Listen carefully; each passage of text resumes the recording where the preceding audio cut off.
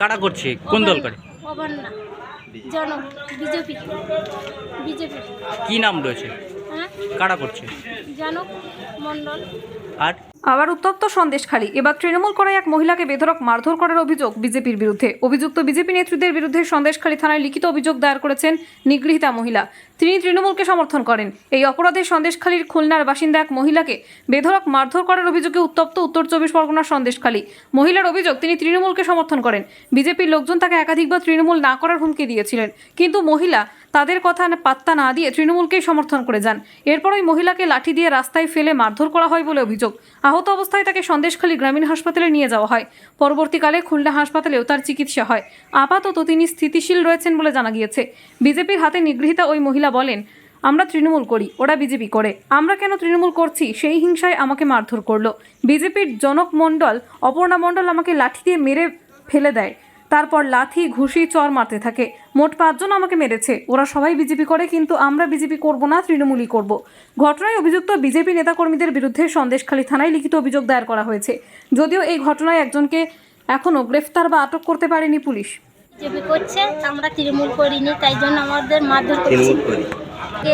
হাতে মারধর করেছে, ও বিজেপি করছে আর আমরা তৃণমূল করছি, তাই হিংসায় ও মারধর করছে, অত্যাচার করছে আমার পরে। অবান্না মণ্ডল। কারা করছে? কোন দল করে? অবান্না জনক বিজেপি বিজেপি কি নাম রয়েছে? হ্যাঁ কারা করছে? জনক মণ্ডল আর অপান্না মণ্ডল।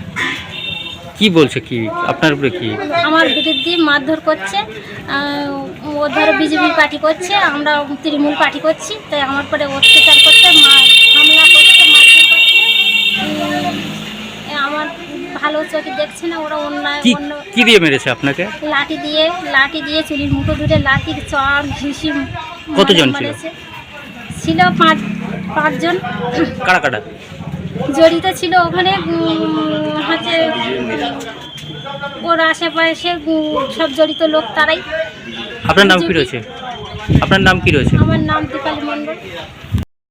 সকালে এখানে যে মারধরটা হলো, মহিলাদের উপরে যে মহিলার উপরে অত্যাচার হলো, এটা কি কারণের জন্য হলো আপনারা যদি জানেন তা আপনাদের কাছ থেকে? দেখুন, এটা একদম পরিকল্পিতভাবে হয়েছে। কারণ আজকে সকালে আমাদের আজ দুপুরে একটা তৃণমূলের পক্ষ থেকে আমাদের সমস্ত কর্মীদেরকে নিয়ে একটা খাওয়া দাওয়ার ব্যবস্থা ছিল।